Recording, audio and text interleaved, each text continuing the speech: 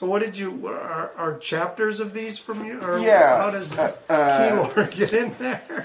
Well, how this started was last May I replied to a tweet that I saw. Somebody's like, hey, I got an idea about doing an anthology and creating a world. If anybody's interested, DM me. Yeah. And it was just a random kind of tweet that found my way, but I was curious. So, yeah. And I also realized that if I didn't want to do it, I could just not do it. Right. Oh, nice. So I followed through and sent a Twitter response, and there were a number of us who responded, and we now got together online, kind of figured out the rules of how we're going to build it. Mm-hmm. It was based on a game called A Year Between. And so what we did was we all got online and we had our turns, and we were and in our turn we would be challenged with a certain question about the place and the locations of the occupants. Depending on and projects would be started, or results would happen, and it would fall on other people's turns to do it. So we built the village of Acton, which was a nonsense word made up by the editor. That's a good name. Yeah, I like it.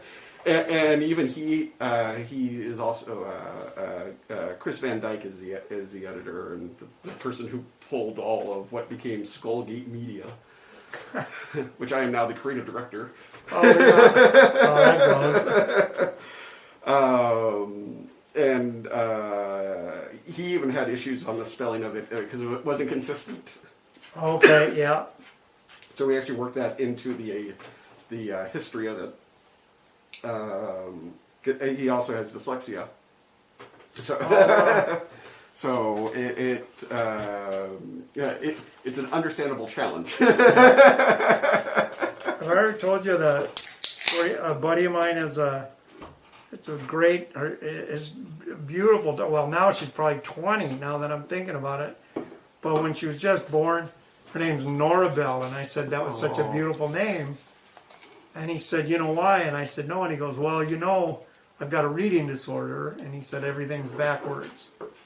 And he said his wife was pregnant and they were on their way to the hospital. And they still hadn't named the baby. And he said, all of a sudden, he goes, what about Norabelle? And she goes, that's a beautiful name. Okay. We didn't tell her they were following a LeBaron.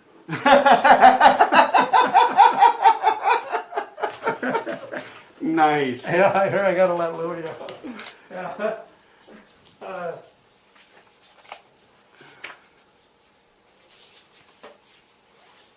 like to thank you for joining us today. On the One, we got our friend Kevin Kling. We're in his beautiful home in Minneapolis, Minnesota. If you go on YouTube and look up Kevin Kling Storyteller, you'll find a bunch of great stuff. And if you look up Kevin Kling Mason Jennings, you'll see a fantastic concert the two did together at the Fitzgerald Theater in St. Paul. It's been our go-to music at night when I put my daughter to bed.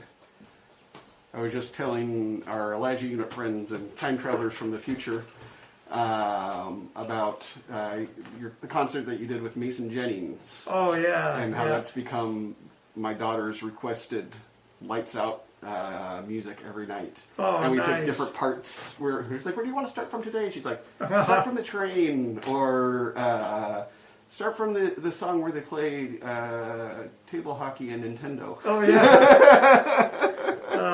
Mason. You know my favorite part of that, I think, is when he talks about his dad painting the Christmas tree on the wall. Christmas is just so far away. You just have this wall of presents coming out to you. I mean, it should be exciting, but it's just intense. Oh, it's just like, God, I'm laughing so hard. That's like, one of my favorite stories. There's a really short Louis Anderson story. Yeah? About his dad would always wait till like Christmas Eve night to buy the tree. And then he'd go to the lot and to get the cheapest tree. And Louis Anderson says he remembers hearing from his dad, how much for the one without limbs?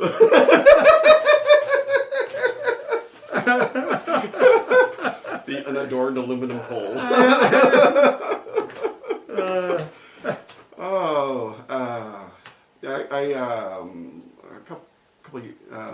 A couple months ago, I was watching Louis Anderson live at the Guthrie. Isn't he great? Great timing, great delivery. Oh, God, that guy. And again, even though he grouses and complains, it's usually self. He's not punching at other people. No, it's you feel that it's very much the reflection that what he takes away from it. Yeah. Instead of just being kind of that ball of negativity, he finds the humor and absurdity of it. Yeah. And also there's a kind of a group therapy when somebody talks about something that we all go through and goes, isn't that just a little bit messed up? And everybody goes, yeah. No, he is. You know, there's that brilliant run of comics, and you know, a lot of and a lot of Minneapolis too. But you know, Joel Hodgson and him. But and then going out like Gaffigan and the guys that kind of work in kind of what you'd call clean humor, but they just find, you know, they find a whole nother way to twist it up. But yeah, Joel's been a big, huge influence on my life. Yeah, I can see that. Yeah. And I got to work the MST Mystery Science Theater 3000 reunion. Oh, fantastic! The first one that they had at the State in Minneapolis. I remember that. Yeah. And I got to install the show, but I didn't bake the show itself. Yeah. But I was doing the out, so I came a little bit early. And I ended up getting a nice seat right off stage. I could see everybody on stage. I could see everybody off stage. If I would have gone like this, I would have been slapping Joel in the back of the head. Somebody brought me a big old bowl of Chicago mix popcorn from Candyland, my Twin Cities Oh, crack. God, that's the best. And then like a Coke Zero was also swapped by to me because they knew I was diabetic. I'm like, I have arrived! And afterwards, I was able to have a nice moment with Joel in the elevator, and I was able to thank him for bringing such joy to my life and to many others. He still has stuff in the basement here. He was, he'd always say stuff like, I've never been to the Renaissance Fair. And I go, you haven't? We got to go. So we go to the Renaissance Fair, and he kept practicing. He wanted to speak like Renaissance. Yeah. Well, the sentence he chose was, a fly flew up the vicar's bum.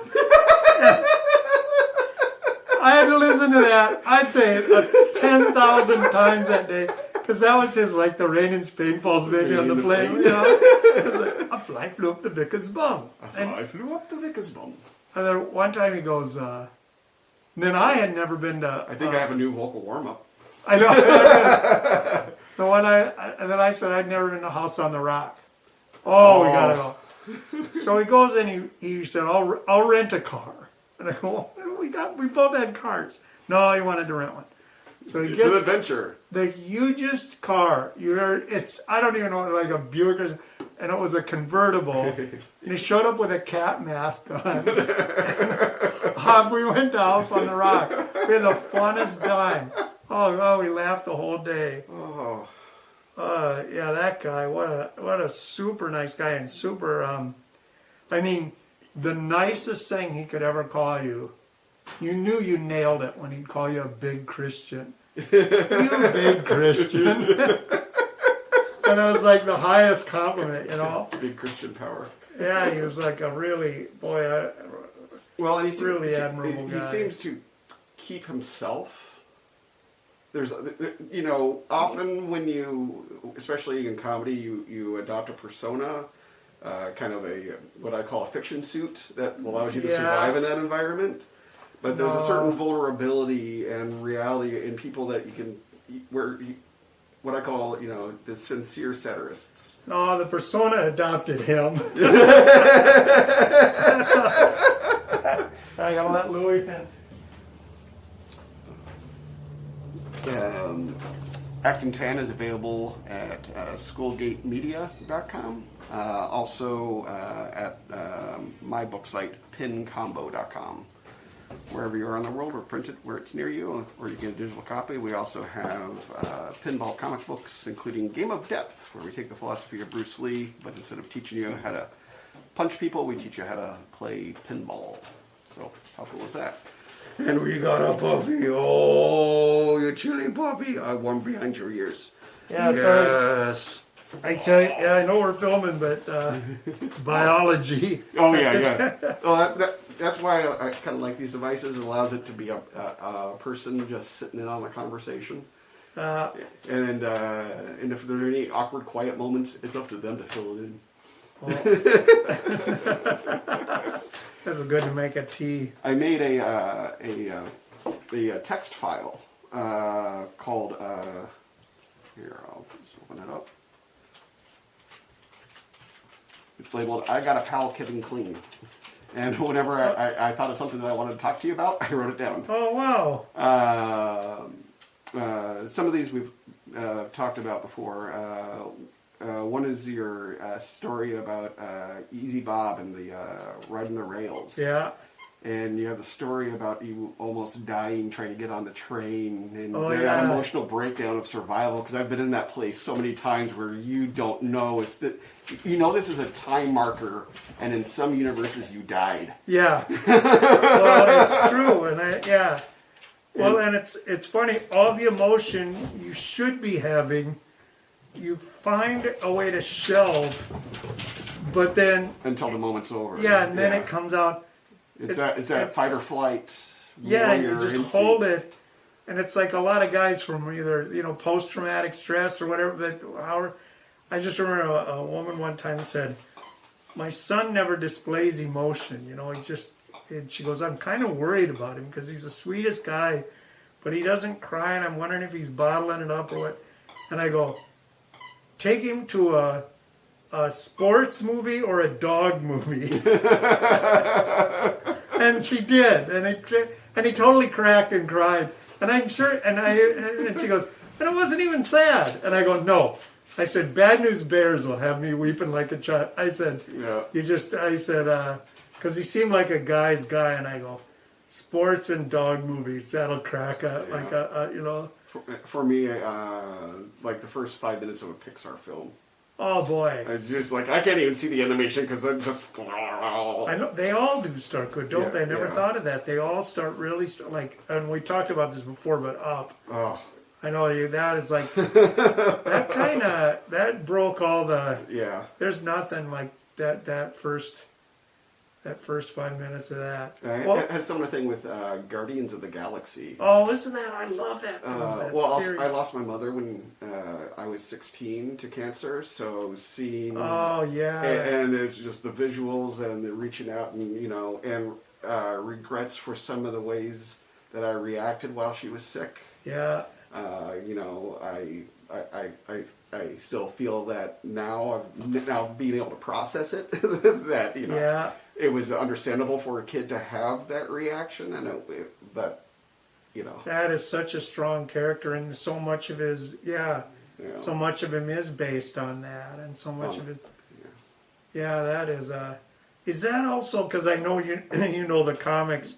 I just know it from the films. Yeah. But are the comics that good too? Or well, the films do a really good job of distilling a lot of great moments, and it's also its own story. So the characters and the influences are pulled on there, and there's a lot of Easter eggs. It's written with love, but it's written for the screen. Yeah. There's characters from different iterations that are kind of brought together and given a seamless entry into the world because some of these characters were developed 15 years apart, and there's you'll see a dog in an astronaut suit, and that was one of the main characters, and he was a dog that was launched into space by Russia and became super smart.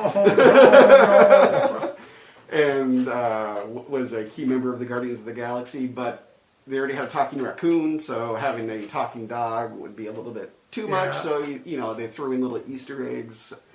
And when they did the second episode, they brought in the main bad of it. Spoilers is Ego, the Living Planet, played by Kurt Russell. And is that? That's in Guardians of the Galaxy 2. Oh. Okay. Where it's Oh, yeah. where Now it's I know. revealed that I he's didn't Peter's- know he's a planet. Yeah, that's in the comics. He appears as a planet with a Oh, face wow. on it, known as Yeah. Ego, the living planet, in ever fear of Galactus, the consumer of worlds. Because he is a planet in the show, but I never Yeah. put it together. Yeah. So they work what works with the story, the aspects. Yeah. So they don't introduce a talking planet. They introduce Kurt Russell. Kurt Russell, wow. If you're gonna, Who nailed it. Oh, God, I love him in it. Yeah. The only person that could have been better in that role would have been David Bowie. Yeah. But that goes kinda is for a every David. role. Yeah, he kind of did a David Bowie, didn't he? Exactly. Yeah, that was a good touch. Boy, that makes all kinds of sense. Well, and that one was a connection to fatherhood, and and the the great sacrifice at the end with, he may have been your father, but he wasn't your daddy. But he's your daddy, and that idea of found family. Yeah, but I mean, on that, there's that whole, the whole Anishinaabe, Winona and Nokomis, and just but being of the earth, and then having someone from the sky, like the dad's the west wind, or that comes from the sky, though. Yeah. I mean, it's that kind of, there's such an archetypal, when earth and even the Christian, everything, the belief of earth and sky, Yeah. Well, I didn't meet my biological father until I was in my 30s. Uh-huh. And I knew that he lived in California, so I used to watch film credits a lot just to see if I saw his name. And I was doing doing Grey Gardens at the Ordway in their little theater. That was a great show. And I had a long period between sound cues, because there's a lot of conversation in the play. And I had my little laptop there, so I did a little web search and found a report about a guy named John Richards, who is named Rookie of the Year for race car driving in California, these super modified outlaws. And it had his son as the crew chief, named Curtis Richards. And I knew my father's name was Curtis Richards, and I knew my grandfather's name was John Richards. Oh, man. So I did a little bit more web searching, and I found 2 phone numbers, and they were across the street from each other. Huh. So I called Curtis Richards, and I got a voicemail, and I didn't leave a message because I didn't think that was the kind of thing you left on a voicemail. Especially, and I didn't know if this was my father, and I could really make somebody's life unnecessarily difficult. Yeah, you did. Yeah, that's a good. Yeah. So I called the second number, and a woman answered, and I asked if John was there, and she said, "No, he's out at the airport," which for me was another indicator because I knew I was named after the Ryan aircrafts. Huh. And my heart is just doing that. That. It's like that call from an interviewer that you really want the job from me, but you don't want to get too. You don't want to tie so much of your worth to this event, right? Because you still need to be able to operate in case either you're wrong or they're terrible. Oh god, there could be all kinds of yeah. things. What year are you talking now? Where? This was, I think I was. This was like 2006. It was about a year after I developed. No, it was 2 years. It was 2007. It was 2 years after I was diagnosed with type 1 diabetes. Oh wow, yeah. And it was, I asked if Sean was there. She said, "No, she's out at the airport." And I go, "Well, is this Sally?" She goes, "Yes." May I ask who's calling? And I go, "Well, this may sound strange, but my name is Ryan Richards, and I may be your grandson." And there was what sounded like the longest pause, gasp, and I hear, yes, you are. Oh. My God, we thought you were dead. And what happened was, when I was 12, I was in a severe car accident with my mother and her fiance. I remember you telling me that, yeah. And the fiance was in a coma for a year before he died. But something I'm not sure if communications through the grapevine that kind of still existed through mutual friends got through, and it was clustered, gosh. or if my grandmother allowed that information to be out there because she Right. was afraid of them trying to come back and take me away just as my mother was dying. So we ended up having a conversation, and she's like, "Well, if you find yourself in the area, we'd love to meet you. You can stay with us for a few days if you'd like."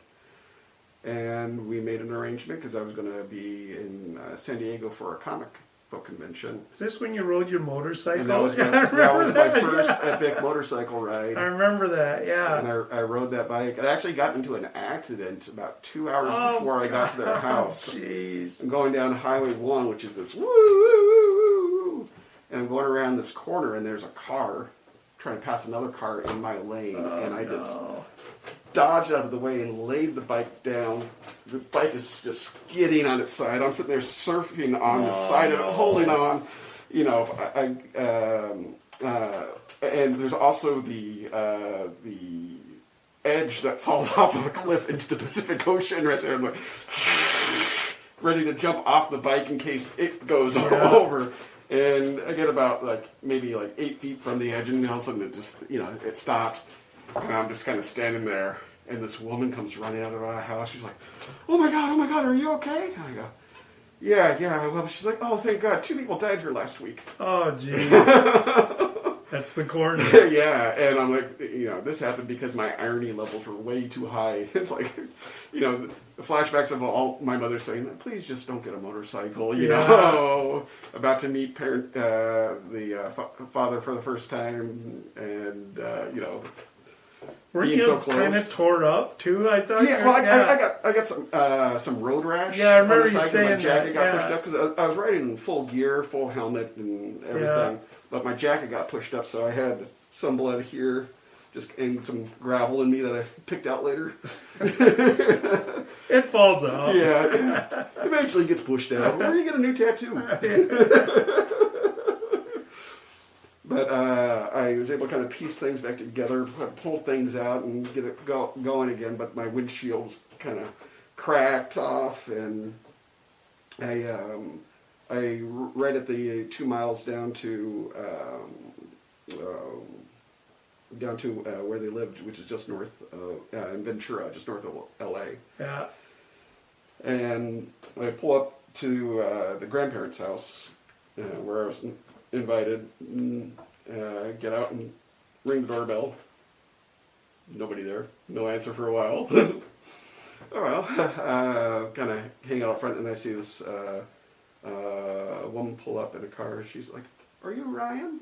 She's Oh like, no! yeah. She's like, "Hi, I'm Sally. I'm your grandmother." Wow. And we gave each other a hug, and she's like, "I have to take my dog for a walk. Would you mind joining me?" And we took Scruffles, her dog, for a walk, and we had a nice walk. We walked down to the beach. She told me about the area and a little bit about my father and my grandfather and herself and other family members. And when we walked back, there was a guy standing near my motorcycle looking at it, and she goes, "Well, there's your father." Oh my gosh. gosh. I walked up, and he was gluing the windshield together. Oh no! And he always goes, "Have you always been such a problem child?" And that's when I met my father. Oh. Wow. And the meeting went really well. I was always a nurture over nature person, kind of by necessity. But there was a freaky amount of nature going on when it came to, political beliefs, philosophy, foods. Wow. Likes, dislikes. Yeah. God. And now we have an, open communication. And it seems that I also approached that part of the family at the right time, because 2 years previous, there was a lot of just non-communication and anxiety in the family. A fair amount between my father and his brother's relationship with their father, because the dad, very loving man, but kind of very stoic, and he has his projects. He's an engineer, you know, his motorcycles, cars, planes, you know, that's where his headspace is, and he's doing great things in those areas. But, you know, emotional connection on an artistic level is a port that he's used for another purpose. And my uncle is a teacher and artist, and you know, he's since then he's now married and has children, and it has become a more traditional supporter, but was doing just kind of weird stuff. And when I came in, I was able to be that translator between two worlds. Right. Yeah, that makes sense. And it really helped them really kind of come together, because I was a common thing that had no sides. And does he live in California? Yeah. They actually now all live within miles of each other. Oh, okay. So they've become their own support network, which my grandmother needs. Right now, she's going through dementia, and boy, and she's losing the person that she worked so hard to become. Oh boy, and she's kind of having slipbacks to the nastier days that I heard about before I met her. Right. You know, back when this was. When my mom was some woman who ruined her child's life. Yeah. And she's like, we always have, when I go and visit, I now stay with my father, because it gives them the space to be her, and it takes energy for her to be the person she wants to be. And sometimes she has good days and she has bad days, so I try to be there as much for her and let her know that, you know, I love who she is, while I still have that time and capacity. You know? Have you got Stephanie and Gemma out there? Have they? Yeah. Oh, good. Yeah, and they all adore each other. Oh, I bet. Yeah. It's a nice place to go, and you know, usually we go there during the winter because. It's a blistering 7 out there. I didn't have to look outside. That's funny. Oh yeah. Yeah. Well, and I feel really, you know, I'm in no place to complain because we're not Texas right now, which is. Boy, they don't know what. Well, because their infrastructure is not built for it. Their houses are not built for it.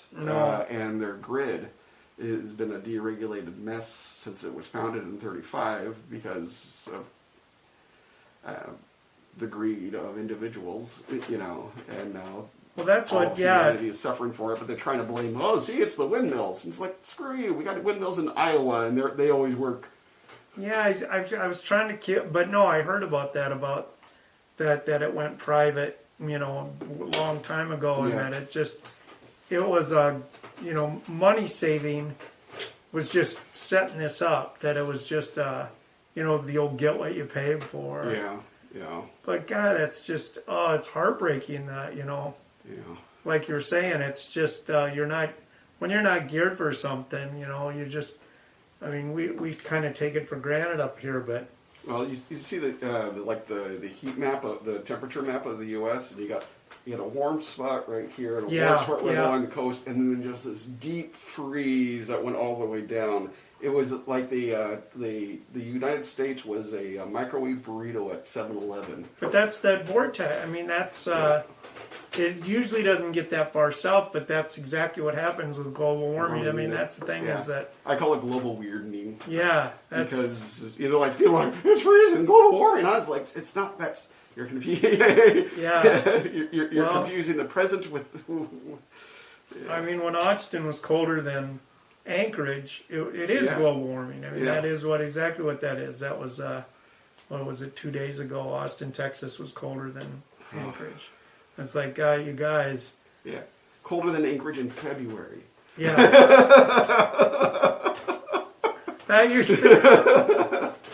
Yeah, that's usually involving a nun or a brass monkey. Or a witch's memory. Yeah, exactly. There's always, You had you have great comments about your father's sayings. Oh yeah. I loved hearing the story about you and your brother and the Peacesaurus, and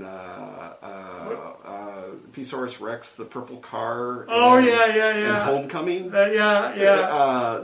That was it's on the concert with Mason Jennings, and that was my first time hearing that one in its entirety. I heard little pieces here and there, but hearing that grand piece of living every 70s cop show within a few hours.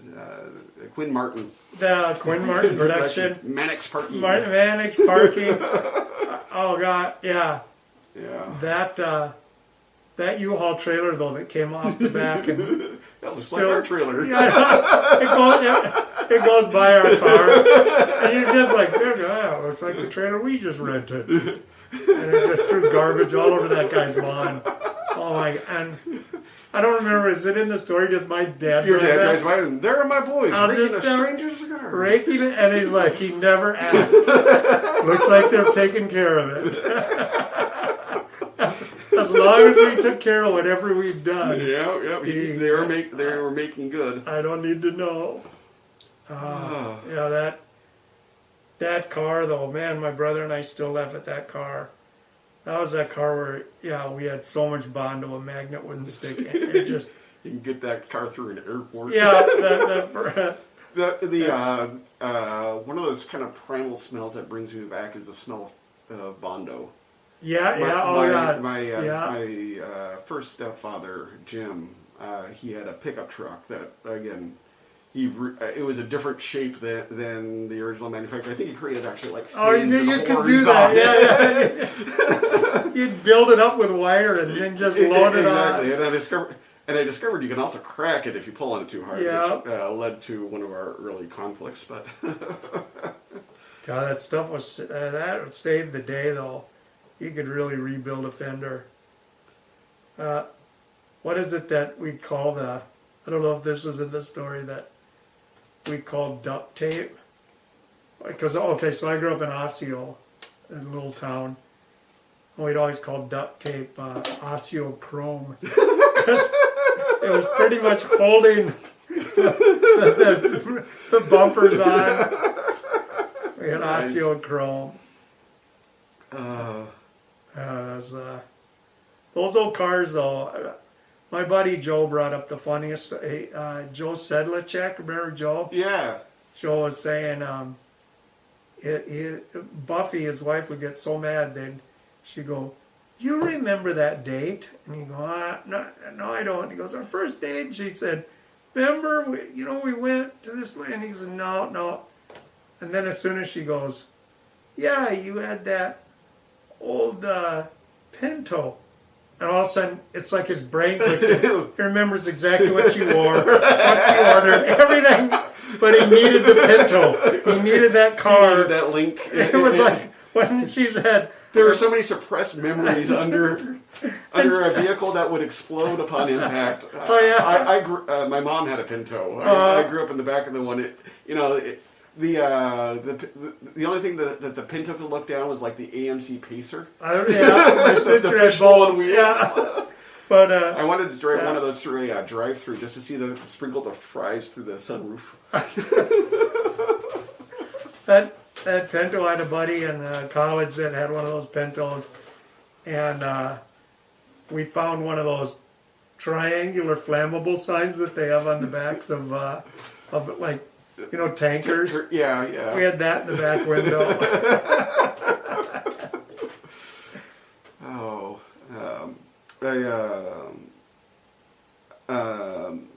We're now in our 64th cult of the month. Oh, wow. It's this month. It's the cult of A-Way. What's that story? Well, it's not the way. We don't claim to be the one and only way. Oh, A-Way. Nice. We're A-Way. So when you're in a hard time, you can find a way.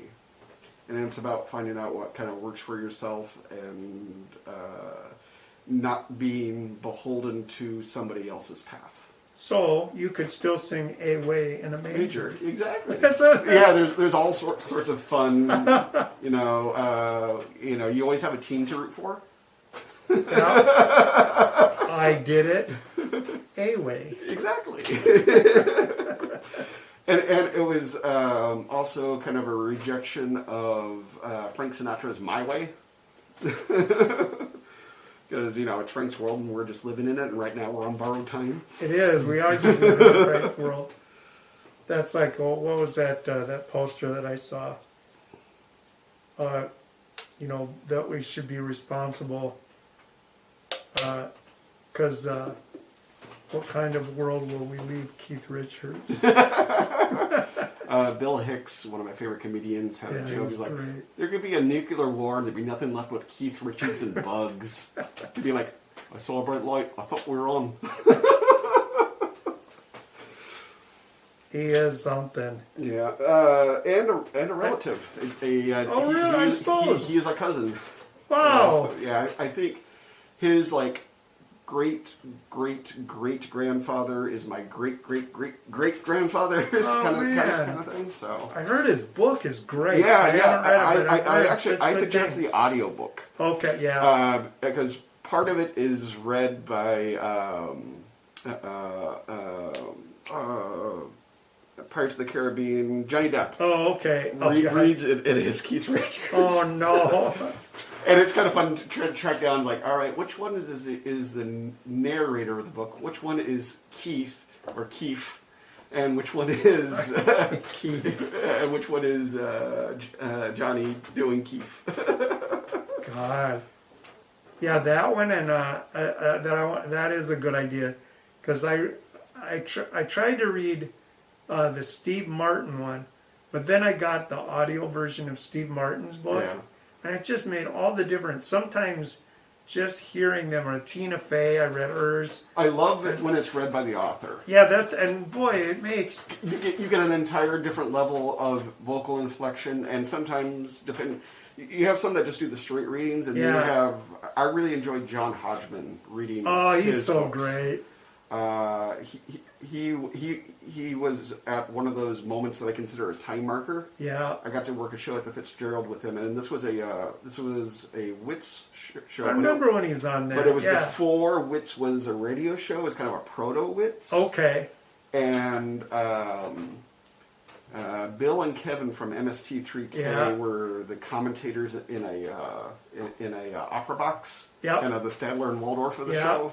And Neil Gaiman was the other special guest.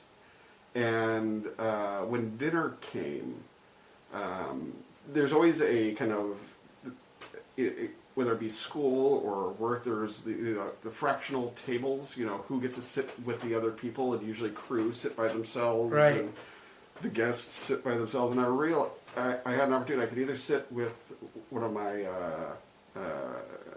union members, who, very nice guy, but never fails to be more depressing with every conversation. Oh no!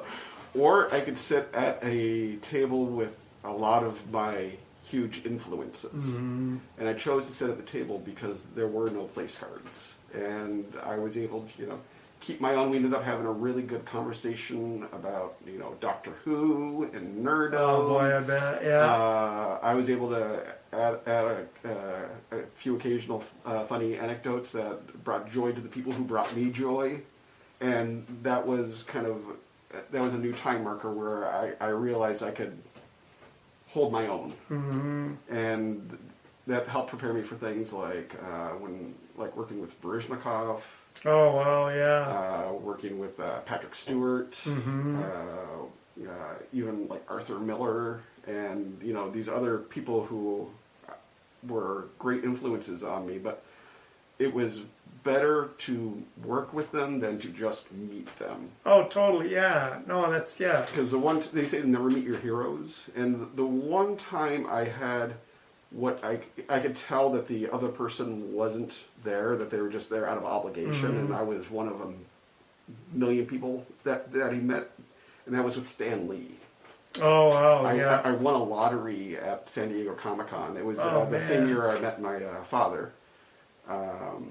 And I got to meet him.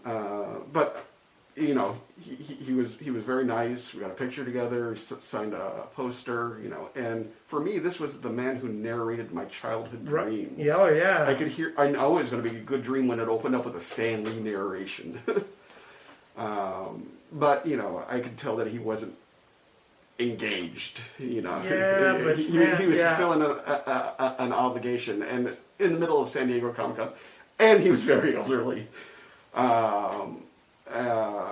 But it gave me kind of a reflection on how it is when audiences meet their heroes, and it's nothing against him. I learned a lot from it, and I treasure that opportunity. But it was very different than when I get to work with somebody and communicate with them as a person. That's and it's the same way with a town or a city. It's so much, for me, it's more preferable when you visit somewhere, if you're working there, than if you're, as a tourist, you get the veneer of the place. But boy, when you're there working, somebody brings you to something, or somebody... Yeah. I love getting food recommendations from locals. Yeah. Like, where should I eat? And then you can just see the joy. This is something I know. This is something I can help them out. This is an opportunity for me to share my joy. And just from the communication of how people do it, I mean, it's fantastic. Plus, you really kind of know the value. You get to know the values if you know the touchstones of the community, and being introduced as a working guest instead of just customer 37. Or someday, it's the other way. I worked at the Denver Center one time, and around the corner was this restaurant, and I always wanted to go there because it's an authentic Hungarian food. And the dramaturg there, Tom St. George, his name was really like St. Georgian or something. Yeah. So he was Hungarian, and that was his, that was his heritage. So I go, hey, Tom, I'm thinking about going and eating at that restaurant. And he goes, I wouldn't do that. He goes, it's authentic. Nice. I know. When Baryshnikov was in town, his favorite place was Nice Polonaise. Oh, I bet. Yeah, oh, God. Honey. It was huge and big, and you had the piano room. Oh, God, I bet he loved it. Such a good time. He was another person that showed me what it is to be a healthy celebrity. Yeah. He told me once, fame is a luck hole that I fell into. Oh my God, what a great! I have friends who've worked it just as hard and harder than me who do not have the success that I have. I fell into a luck hole, and he always took time for people, but he could also very easily disappear. He'd just put on a baseball cap and walk a little low because he was shorter than most people, so they wouldn't see his face. And it was interesting kind of interacting in public with him, because sometimes people would recognize him, and you could always tell their age by what they knew him for, especially at this time, because it was 2004. So, my mother, my grandmother had the hots for Baryshnikov for forever. God, yeah. White Nights was their jam. Yeah. Baryshnikov was the first person to play at the Morrison Center in Boise, Idaho, which was our big arts thing, which is where I worked filling in for my friend Tim Knox doing sound for a production of the Guthrie's Christmas Carol, which is how I also ended up in Minneapolis because they needed a sound operator for a show at the lab. Oh, wow. So there was this weird kind of cosmic connection. But he always took time, and people would also, younger people would like, Sex in the City, because he was the Russian in there. And sometimes they were kind of angry at him. Oh, yeah. He's so good, yeah. And then he also was a really good photographer, and he would do showings of his photography in art galleries along with we'd spend at least a week in every location, which is, if you're going to do a tour, that's how I prefer to do it, because it allows you to actually get into the town and be in the town and communicate with it, and you're not just always packing up and going, and allows you to it's like you've actually been to a town when you've been there for a week, instead of, I did a show there once, which is very minute. And he would bring me to these opening night parties, because when you're a celebrity, you tend to get asked the same 5 questions again and again and again. And what I would help do is help direct those into new and different questions for him that would satisfy both the person who had the curiosity, but also allow Misha to tell a different story or have fun. And he had a lot of fun with that. So we ended up just kind of Well, that's cool. It was interesting being his wingman because the entire room is always just focused on him. So it's kind of odd when everybody looks exactly 1 foot to your left. And I could be on fire, and how people would notice is like, oh, Misha's looking a bit orange. Yeah, he just seemed like I mean, the interviews that I'd see or whatever, he just seemed like such a great guy. And yeah, his interests, whether it was, I remember everyone, why is he modern dancing, or why does he work tap dancing, or why, but he just seemed like he just wanted to try all this stuff. Well, and the show we were doing together was he saw a director do a puppet show about the siege of Stalingrad, and he's like, I want to work with this director. Wow. And the show we worked on was movement and mime and puppetry. He played a character named Cheeto, who came back from the Navy to see his best friend and his fiancée driving off in a car together that said, just married. Oh, no. And he has a just mental breakdown and decides he's going to walk into the ocean. So he walks into the ocean, and then an angel comes by, saves him, gives him the breath of life, and then walks off. And he comes to, and he realizes that he's alive, and in his mind, he has a car, but he's the only one that can see it. And he proceeds to give rides to people around town in his car, which basically involves him like grabbing their luggage and just kind of walking with it, but he's miming this car. And my job was to make the sounds of the car as he was driving around and doing different things. And I set it up so I had a big keyboard so he could just improvise, and his job was to try to screw me up every night. And I was like, no, we're doing this. And he kept on doing, we were actually told, like, okay, the driving scene is taking 15 minutes longer than it should. Because he'd just be doing this improv, and I'm just, playing the Misha. Yeah. And it was just one of those fun opportunities, because that show, it had like 4 directors, because there was the original gentleman from Georgia who didn't speak English, but he spoke Russian. So there were translators going on. There was the movement director who was also in the show, who played the angel, but he had to go out like 8 months into the tour because he had to have a hip replacement surgery. So he had his fill-in. He had a gentleman that they'd always fill in for each other whenever another person was gone. So we're doing a show at the Kennedy Center. And it's a scene where Misha walks into the ocean and is saved by the angel. So the actor comes in, saves him, gives him the breath of life, and he's walking off stage, and he just does this perfect kind of splayed spiral, as if it was perfectly choreographed, wings out, just down. And it's not supposed to happen. Now, this entire first part is without words, so I don't have any microphones up during this.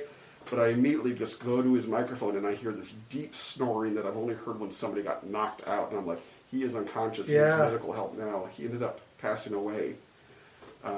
He had a heart attack on stage and passed away that night. Oh my gosh! And it was it was one of those very kind of odd synchronistic moments, because I always read when I'm on tour. I have big books that I can just read for hours on end, and then go and always pay attention to my job. But it gives my brain something to occupy. Yeah. And I was reading a entry, and it was about it was William S. Burroughs talking about the venture to the South Pole. Mm-hmm. And all the individuals with it counted one more individual than was in the party. It was kind of like, they don't know what it was, so they just refer to it as the angel. Huh. And this particular article was written by a musician who I had literally run into 3 days before in New York City, when I saw a Psychic TV CD in this little hole-in-the-wall music shop. And I hadn't seen it before, and at that time I kind of prided myself on knowing all about this music, and I pull it out, and it's written, the main musician of it is a person who they go by the name Genesis P. Orridge, and you can't miss them because when he and his at that time late wife were together, they got matching boob jobs, and when she died, he continued to live as them. Ah, wow. So I'm sitting there holding this, and I'm like, oh, this is. I didn't even know this existed. It was called God Star, and it was a deep exploration about the one of the members of the Rolling Stones who died, and it's also tied to, it has Beach Boy influences and all that. And I turned to go to the register to listen to it, and I turn and I literally bump into Genesis, who's standing right next to me, and I go, so, what do you think of this? And they looked at me and said, we're rather fond of it. Oh, yeah. So I took that as a sign. I'm like, I'll take this. So I had used that as our pre-show music. I was reading an article that he wrote about angels. And and the last thing that I read was, we were wondering if it was the angel of death. And that's when I looked up and I saw the angel fall on stage. Oh, boy. And it was just one of those, moments. Well, synchronized moments. Yeah, so. Oh, that's, yeah. Yeah, and the night before, he and I had a conversation. We were all having dinner together, and he joked quite loudly, and I remember making a comment on it. He says, when I die, I want to die either fucking or on stage. And I remember I was bringing a thing up to my mouth, and I paused for a second, and I go, no offense, but I hope it's on stage, because otherwise it's a shared trauma. If it happens in bed, it's a very intense personal trauma to somebody who was just being really nice to you. And then next day, he died on stage. So, it's one of those things that when you wonder if the entire universe is set up for your stories. It is. I mean, that was one of the things I remember. Will Steger every once in a while comes out with a word that surprises me when he's talking about his, how many times he's survived near, catastrophic instances. And synchronicity is one that is a word that pops up a lot with just that. I call them synchronicity waves because it's never just, for me, one thing is a coincidence. Two things is the beginning of a trend, and I've been able to ride these dynamic, weird things that have taken me to places. That was how I got to meet David Bowie. Right. And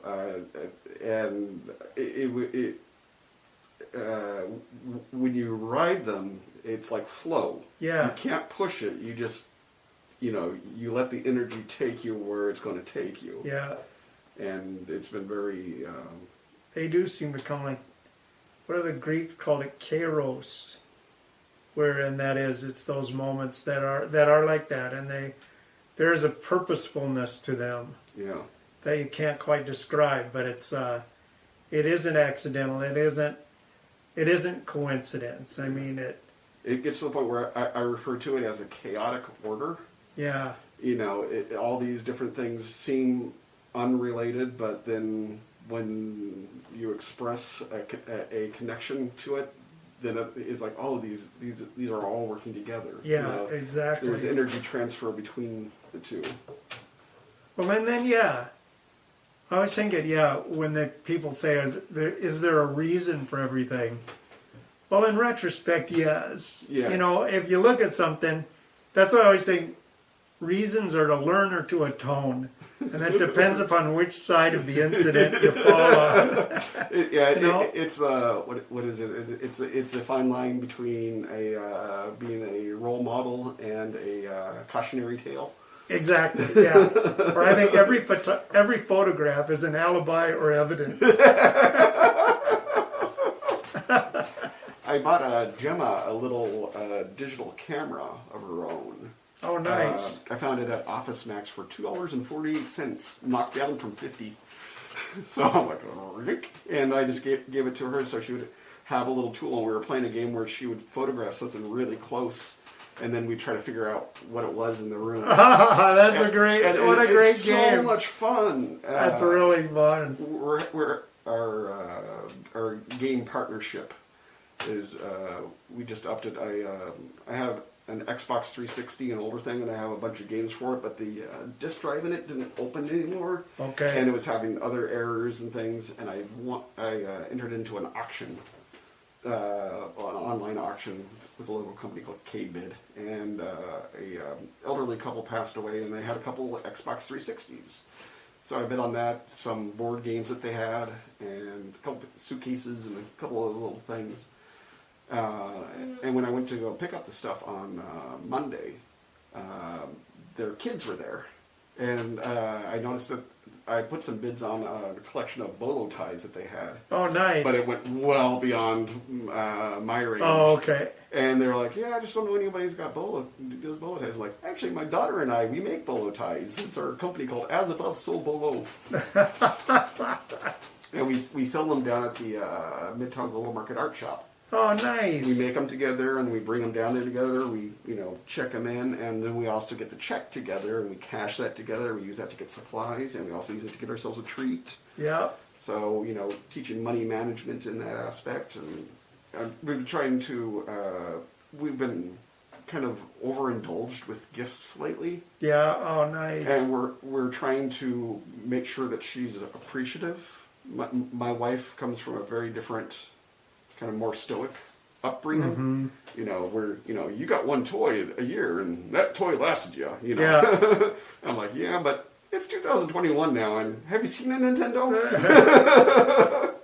So what we do now is, like, she'll see a game that she really wants, and if it's a game that I'm also interested in, I go, well, okay, we'll go halfsies.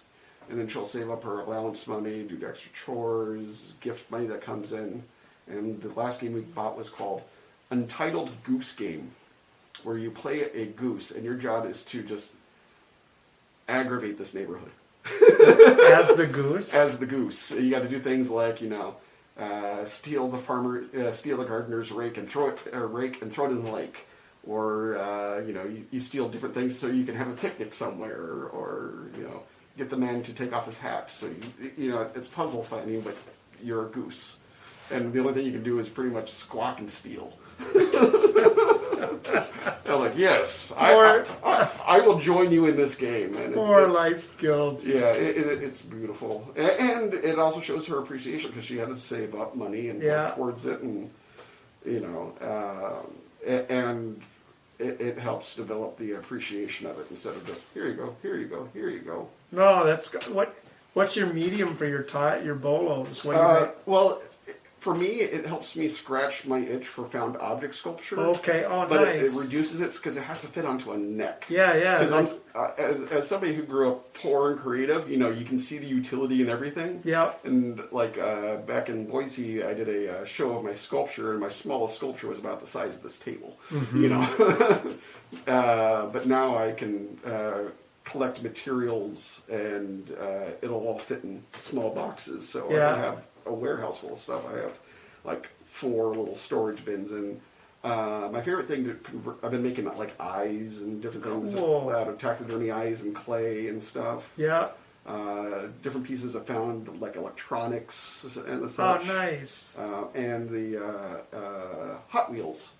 Oh, yeah. They're beautiful pieces of sculpture. Oh, yeah. Oh, man. And you can just wind the string through the wheels in a certain way. So you can, because the original ones I would put a back on, and then Gemma was like, I want to play with this. A little group. This sucks. So from then on, I look at cars and try to figure out if I can incorporate the strings into the design. I can see where you could go through the wheel wells on that. You can pull it tight, and then you got just a beautiful little car there. That's a nice one. Yeah, I was trying to think of. Yeah, you could make them out of a lot. So when you do attach them, do you glue them on then? Glue on like a little backing? When I'm yeah, except for the car ones. Yeah. Or sometimes if there's an aspect of it that I can incorporate as the hold, I try to do that. Yeah. But I have a bunch of I have two different types of backs. Ones which are just little circles with little kind of curled metal clips that 2 strings can go through, and then I have some more heavy duty with a physical lever in the back that pushes down on the string. Oh yeah, to clamp And it. Yeah. it's about that big, and it's just a little V-shaped, and that helps satisfy my sculptorial needs and kind of gives me something to kind of zen out and just make without Good old physical creation. bolos. Those are always so good too. I remember I like that fashion. this was like 8 years ago. I walked into Mortimer's to play some pinball, and I was wearing one of my bolo ties, and I hear somebody in the market, Yeah. thinks he's Willie Nelson, and I just kind of looked at him and I go, actually, I've worked with Willie Nelson. And he goes, and I go, oh, this bolo tie, and I explained that my daughter and I make them. And he goes, oh, you made it? Okay, that's good. That's all right. Because it does require a certain bravado to wear the rock tie. I like bolo. Mortimer's though, you get what you deserve when you go there. Yeah. I think it's better now though, isn't it? Yeah. It's now owned by the same folks who own a couple other places, including the Tilt Pinball Bar. Okay, yeah, because it looked And they really fixed it They up. put a live music venue in part of it, and they sold off the end part, which used to be the Mexican part of the bar, because it's now apartments. Because there's now the apartments above them. I think I've told you this, but one time I went into Mortimer's. It was when the theater garage was there, and I was going in. I love theater garage. Yeah, I was going to get a quick bump before going in. So I ran into Mortimer's, and it was right before the Holodazzle was going to start the parade. And there's this guy dressed like an elf, and he's already had really hot. And he's hunched over the bar having another one. But what I loved was on the stool next to him was his head. There's this elf head, and this elf just knocking him back. And I was like, I don't know if he's going to make it. If he's going to make the Holodazzle. Isn't that the original location where the beaver in the box? Yes, actually it is. And that is that's where the guy, where I ran into the guy that it actually happened to. And he couldn't believe it was, he goes, I heard people think that's funny. And I go, it's really funny. He goes, no, it wasn't. That poor beaver out there in the road. And I go, I know. When you tell people. Well, and you said it happens like two things happen when you've been drinking. You either get disdain for all human creatures, or you become extremely magnanimous. And that's what happened. We gotta help that guy. We gotta help that guy. I'll say that beaver. Yeah, that guy. Yeah. And how long do you think it's going to take a beaver to chew its way out of a cardboard box?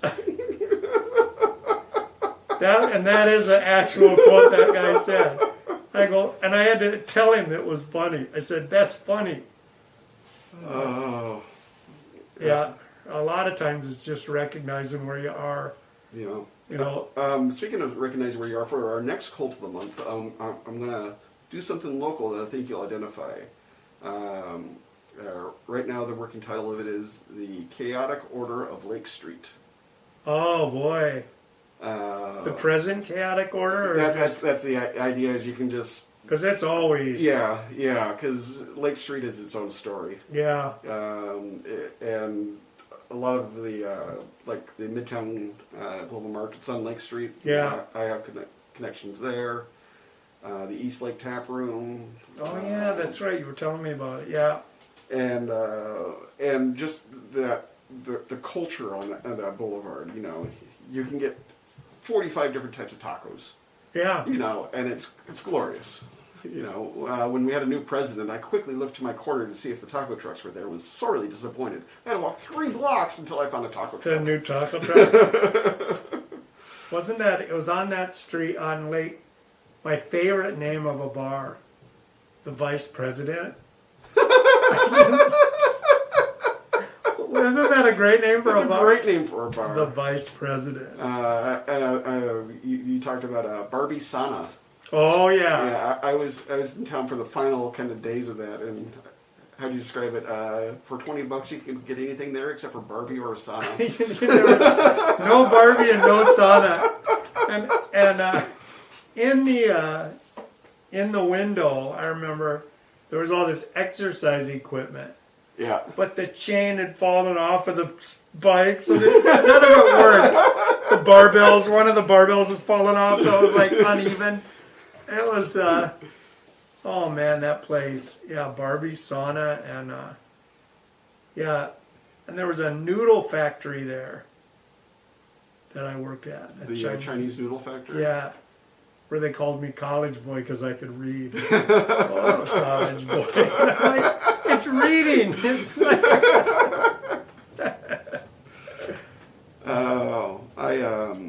I had been working on other kind of possible names for it. I had the, and this is also for possible future projects, the East Lake Storytellers Companion. Oh, nice. You know,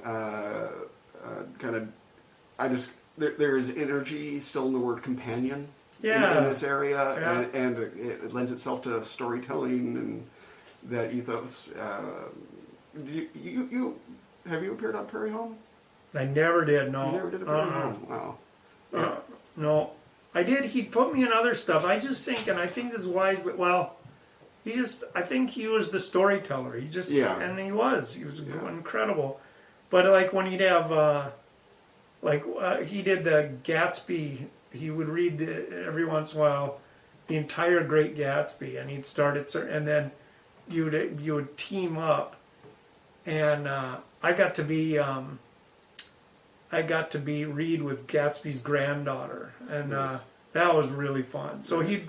he'd every once in a while Garrison would plug me into one of his special events, but and that was totally cool. That was such his gig, and that was such a cool thing. I remember working one of those little things. It was a memorial when their sound effects person passed away. Oh yeah, I remember that, Tom Keith. Yeah. It was a great he show. was so amazing. And every time Garrison would come out, he would start to go into an eloquent speech, and then would be hit in the face with a pie.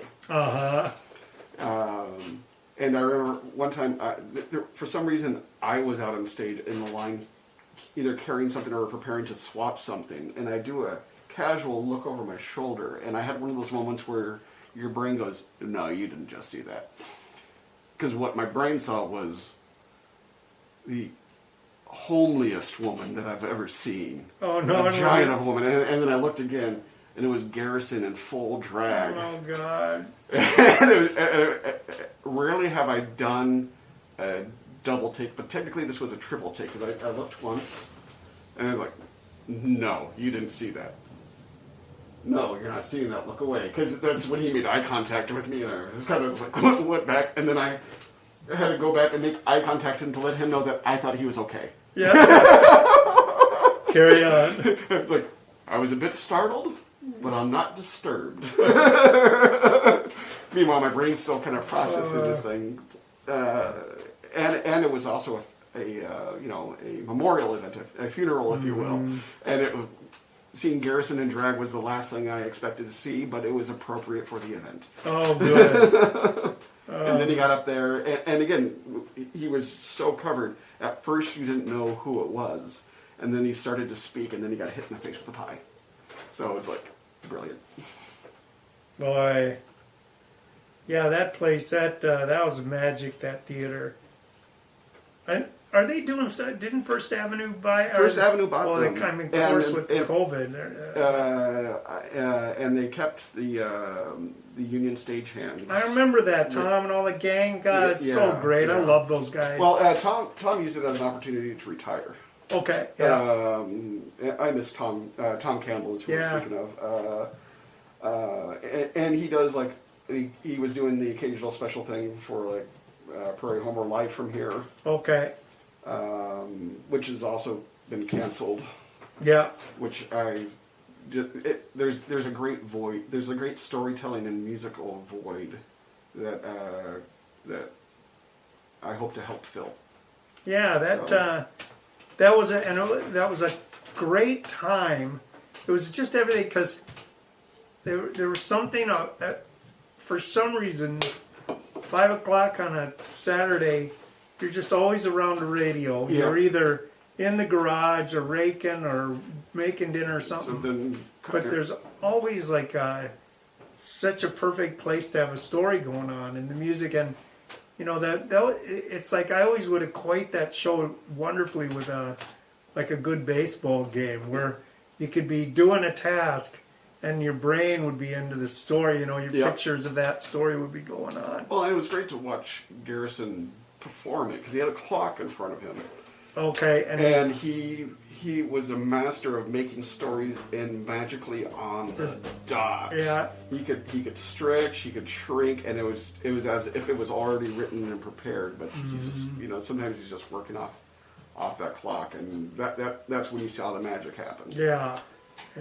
And I also loved working those shows. When I first started working it was I would help set up, and then they would put me on security. I'd work the door, which also meant that I got access to the catering.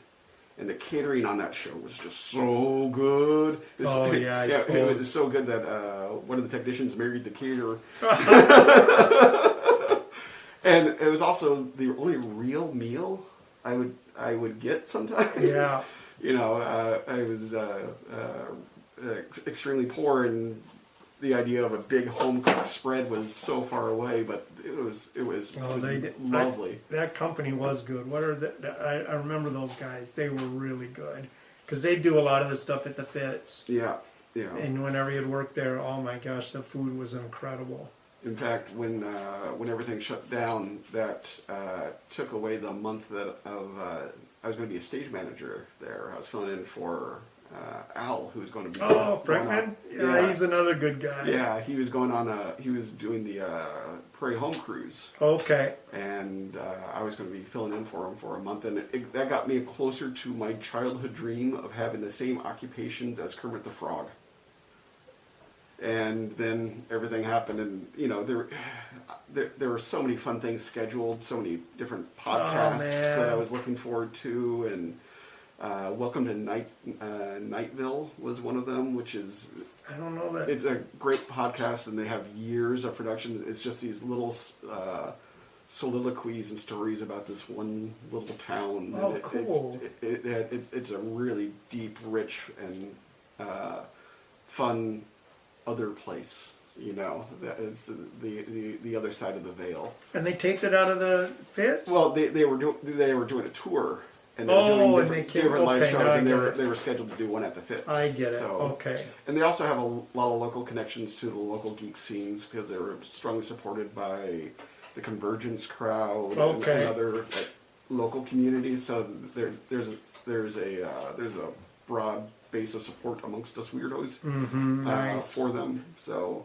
for me, it kind of hits a lot of the same buttons as Rod Serling. Oh, cool! Who's a deep personal hero of mine. Oh my gosh, the stuff, and you never know. Menace to Public Conscience. Didn't he write Requiem for a Heavyweight? Yep. And just stuff you wouldn't even realize. Yeah, that guy was what a savant. I got to Binghamton, New York, his hometown. I got to visit when on our way up to our Canadian cottage, and they have a gazebo set up with a little plaque dedicated to him. Oh wow! And I stood on that place, and I on my phone I played the Twilight Zone pinball game. it was my religious observance of playing on the space. And not too far from it, they have a carousel that inspired the story Walking Home, or something like where a traveler finds himself back in his hometown when he was a kid, and as a kid he injured himself on this merry-go-round, and he tries to prevent it. Oh wow!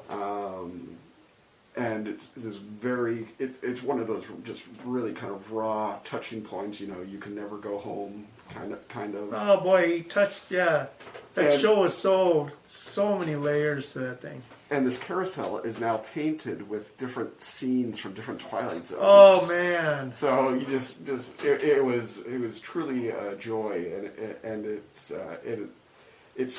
was originally put in during the Great Depression by the local businesses to give joy to the town, and it was a moment of his joy that created so much more work, and then became part of the original work itself. It was just one of those kind of beautiful circles of completion. Wow. Yeah, those carousel. Remember that beautiful carousel on our tour? Where was that? Was it in Wapaton? Was it in Breckenridge? It was out there somewhere. Appleton? I was going to say Apple. I think it was outside. Yeah, it was Appleton. over in that area. God, that carousel was unbelievable. I was also thinking of, we were in somewhere in Michigan, and we ended up having dinner at the childhood home of like Mike Prince, the guy who started the Blackwater camp. Because I had literally started reading the book Blackwater a week before, and then I realized that, oh wait, we're in the house that built that. And it was simply one of those things. I felt like a spy. Yeah. I remember that. Yeah. That was also where I built the theremin. Oh no! And the lady didn't like it when I was using it to talk to the ghosts. Oh, that was in Grand Rapids. You were so excited. You thought it was really she's gonna give us a ghost tour. And then she was like offended, and you were like, no, it'll help. You were so excited. Well, we were on tour one. Now, what was this for? We were on a tour. Was that Freezing Paradise? Yeah. What was another tour Because we did Midsummer? Yep. And then Freezing Paradise. Yes. And then, those are the two. Yeah. And that was fun because there were 6 of us. There was a crew and one person. It was just me telling stories, but they had to give us a 65-seat bus. And I just remember our bus would pull into Burger King and they'd go into high alert. They'd all be running around, everybody getting to their stations, and then 6 people would get off the bus and they'd just stare at us like, you guys. Yeah, that was with Ray, our bus driver. Yeah.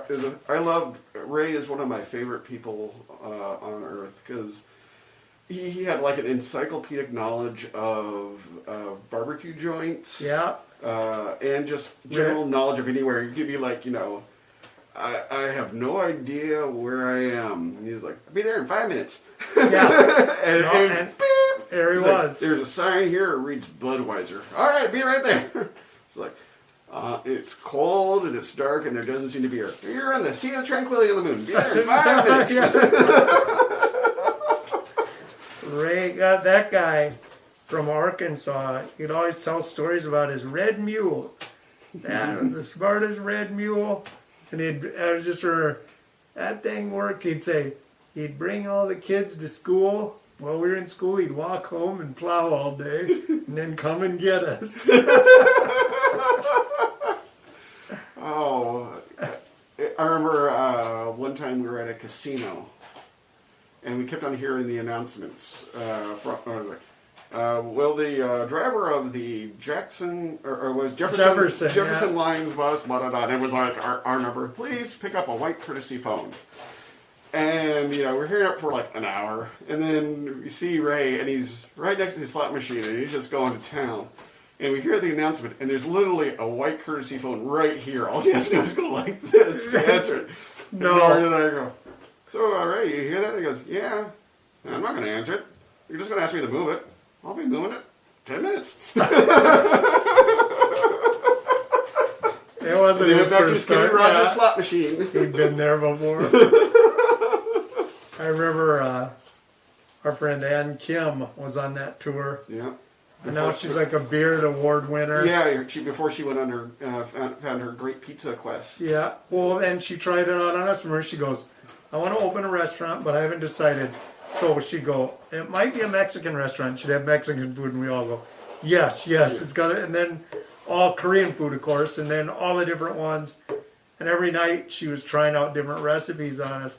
But remember Ray? Ray would always go, It's good, but it ain't no Frito chili. Yep. And he goes, and finally we go, okay, Ray, you're making Frito chili. And it was exactly what you thought. Fritos in a bowl and a can of chili.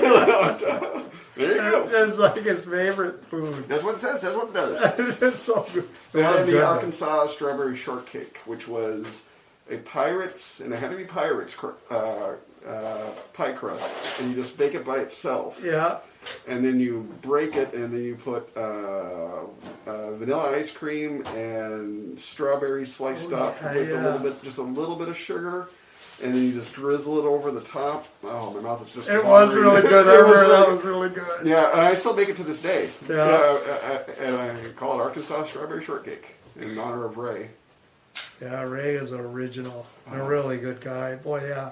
Yeah. That he would do anything for you. That was the thing too. He's a great, and as a driver, he was just amazing. Yeah. He got buses in places that he was like, no. He's like, I got an idea. I remember one time we were going through a thing, and you could just hear all these branches snap off of it. And I go, what are you doing, Ray? He's like, I found a shortcut. Well, Mickey, our stage manager, she'd been retired for 2 years. Yeah. And she came out of retirement because she heard Ray was driving the bus. Yep. That was so much fun. That was a Cracker Jack crew. Everybody. Yeah. That was about as good as you could get. I remember Amy being. She had to go get our per diem cash. Yeah. And we were in a bank in Iowa, and the banker commented like, "Wow, your language is fantastic." And at first she thought it was because I'm an actress and I'm eloquent, and then she realized that it was because she was Asian. Oh, that is like.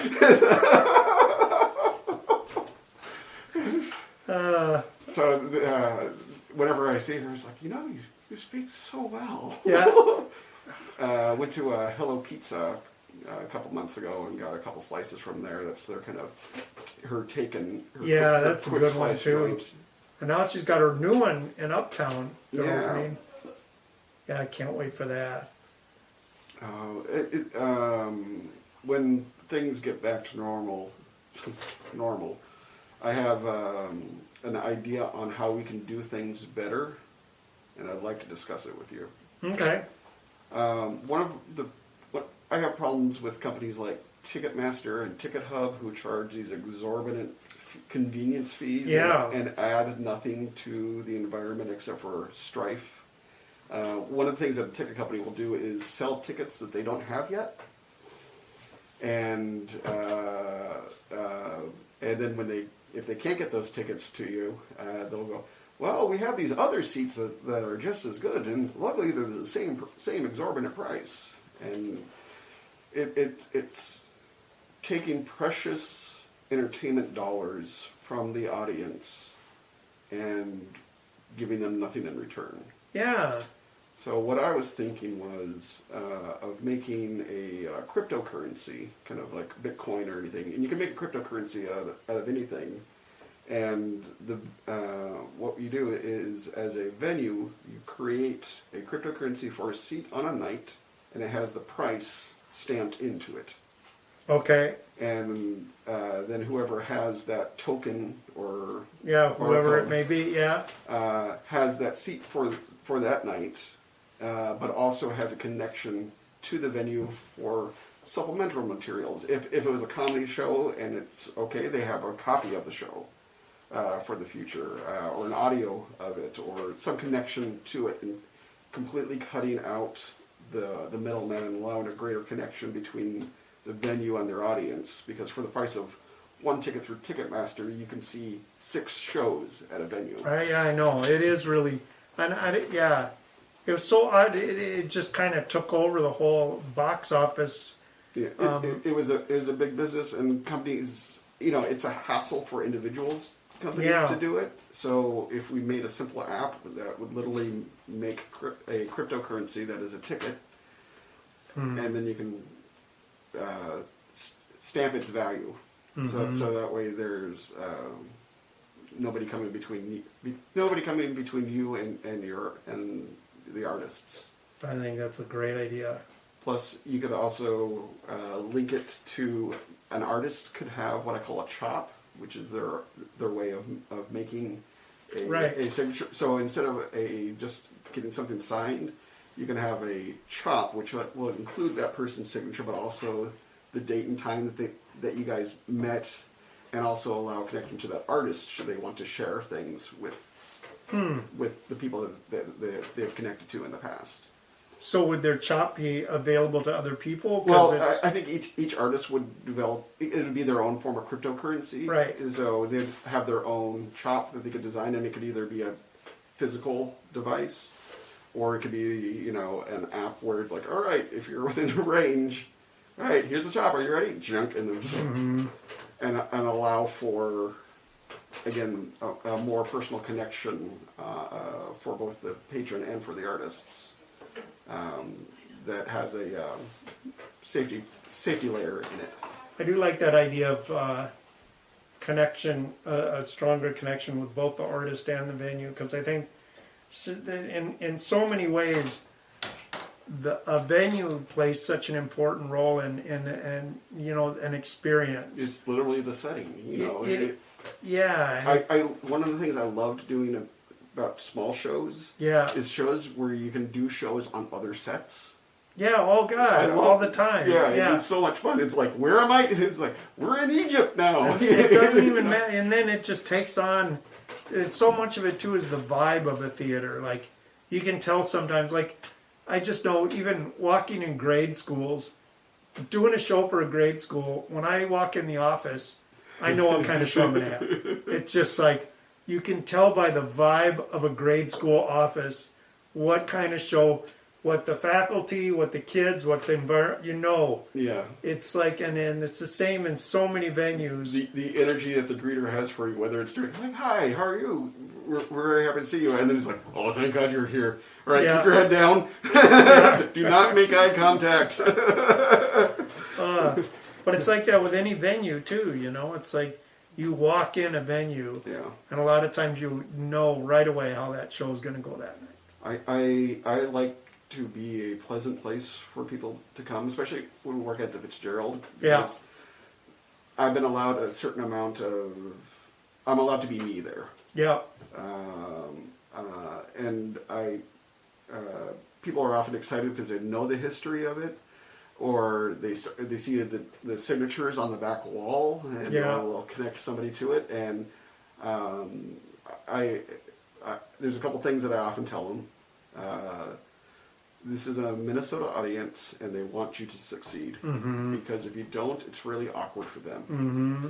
So, remember, you're in St. Paul, not Minneapolis. You can mention Minneapolis, but it is considered in better taste to always mention St. Paul first, because that is, again, where you are, and also refer to Minneapolis because that's where most of your audience is from. But it's the only way, by calling this Minneapolis is the only way I think you can get a boo. Yeah. So it's like, it's great to be here in Minneapolis, and you hear the kind of, St. Paul! Yeah. Okay. Even though they're from Minneapolis, they're still booing you. Yeah. He's like, I didn't travel across this river for nothing. No. There seems to be so much weirdness about Minneapolis people. It's like, oh, that's in St. Paul. It's like, it's 8 blocks away. But it's on the other side of the river. It's like, are you a vampire? Can you not move over moving water? No. He's like, only in the winter when it's frozen over can I transport over water. Yeah. And I can tell, and I can be like, no, that's ridiculous. It's kind of the same. Till my back gets up on it. And the next thing I know, like, I remember being in England and they were telling me in London why, all the problems with Americans. And in no time, I'm like, I'm all for conceal and carry. I'm like, I've become somebody that, but I was like, okay. Yeah. I'm defending whatever. I played up that role big time because I remember I went to a arcade, a video game arcade that they had, and they had this game made by Namco, which was a quick draw game. You had a series of targets that you would hit, and the last thing, a mug would show up, and you'd shoot the mug, and the mug would shatter. and the your score was the entire time it took you to get through all these things. And the record on it was 18.7 seconds. And I go, oh, I can beat that. I can beat it in 6.3 seconds. And when I was done, it was right next to the game counter where you get tickets and stuff. There were just 3 people just sitting there, just stunned. And I turned around and I go, "It's okay, folks. I'm an American." And they just go, "Oh, okay." That's why. Well, and I was making a little money on the side by what I'd do is I'd go down to the pound store and buy these little replica guns that looked pretty real, but I'd get them for $1. Yeah. And what I do is I would paint them up. It was my way of doing sculpture in England, and I'd either do paper coatings or paint stuff on them with all these guns. And I had my black coat over it. And I remember I was traveling on my way from the old street station to the Angel station because there's a nightclub in the alley behind it called Slime Light. Oh, God. Which is open Saturday night from 10 p.m. until Sunday morning at 8 a.m. One floor of goth music, one floor of industrial, one floor of techno, a chill room. Everybody on drugs. Yeah. And but you have to be a member to get in, or a member has to vouch for you to get in. So that way it helps keep out the predators and the people who are not part of the scene. People who are not riffraff. Yeah, yeah. And so I'm traveling out there, and I got all these things, but my jacket's over because I don't want to cause a panic. And there's this Saturday night. There's this woman who looks like she's also headed to the club, and this drunk soccer hooligan was just kind of harassing her, like, "Hey, come on," and she's like, "Please leave me alone." And he's like, keeps on, and I go, "The lady asked you nicely to leave her alone. Why don't you leave her alone?" And he looked at me and goes, "Fucking Americans, always sticking their nose in where you don't belong." And I go, "You do realize as an American I'm required to carry a firearm with me whenever I leave my nation of origin." He goes, "What?" And I just pulled open my jacket. With all the guns. And he just... and then I escorted the lady to the club. Oh, gentlemanly. Like an American. Yeah. Also, I got... that night I ended up walking home because the tubes weren't running, and it was like I went home before they opened up. It was like 6 in the morning, and I was tired, and I was walking home, and it must have been a kid like maybe 14, 15, had this little knife, and he just comes out of a corner. Oh, and goes, no. "What you got?" And he doesn't know that underneath this jacket I also have like leather gauntlets and stuff. So I just went and looked at him and go, "What you got?" And he just ran. It was like, I just came from New York, so if you got anything smaller than a bazooka, you ain't getting very far. I remember walking down Franklin one time, coming home from the Playwright Center, when it was like 2 in the morning or something. It was really... And I passed this guy, and something was weird about him, I knew something was going on, and I was being set up or something, because he was standing on the corner, and I kept walking. I'm going, well, if I'm walking into something, I don't know don't know what to do about it, because I don't know, where, if I should run or what. So all of a sudden I get to the alley, and I totally see what it is, and there's a guy. And our eyes met, and for some reason when our eyes met, he forgot what he was supposed to do. And he goes, and all of a sudden I can't remember. So I keep walking, and the guy behind me runs up, and I can hear him arguing in the alley. So for that one. It's like, we had him. I forgot. But I just remember our eyes met, and I think it shocked him. Yeah. And it shocked his job out. I've gotten out of a couple situations by singing and dancing. Yeah. Because you start doing this, and people don't know what the hell's going on. Years ago, the Soap Factory is doing their haunted house. Yeah. And they moved it to a new location. And I won some free tickets, and I had some friends who were working on it, and I told them that I'm not a fan of haunted houses. I've worked them. Nah, me neither. You know, I've worked them, and that's fine, but it's not my joy. So I figured out, all right, how am I going to get through this haunted house? And again, I was doing it alone because the wife was home with a newborn. And what I did was I reached in my car and I had my cowboy hard hat. And I just put it on because it was my work hat. And after I was inserted in, I spent the entire time just dancing and looking at things. And as I went through, people who were working the show were freaked out by me. And they also assumed that I was with the show. So I'd see everybody else get horrified. And then every now and then somebody would go, wait, he doesn't work here. And they would incorporate me in. But I'd keep on dancing while they're doing it. And then I remember like 2 years later, I ran into somebody. He goes, I worked that event. I saw you. We were talking about you for days. What the hell was that? Were you wearing a camera? So I go, no, but that's a good idea. Cowboy hard hat. Oh, man. Yeah, the dancing cowboy.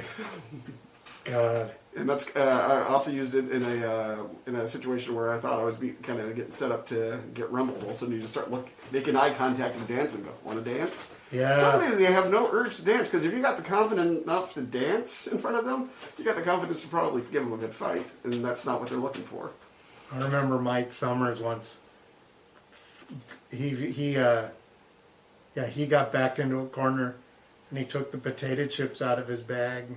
And he started smashing them on his head. And they left him. They're like... Well, I used to work at Schindler's downtown, the newsstand. Oh, God, yeah. And it was one of my first jobs in town because it allowed me to work like other whenever I needed to work a show. Yeah. Plus, it kept me supplied in comics, and I was also an expert in Magic the Gathering because I used to play the game with its inventor because he was a professor at my college. Oh, so wow. It was a great place for me, but it was also on the tail end of Murderopolis. And Yeah. This was downtown. And Yeah.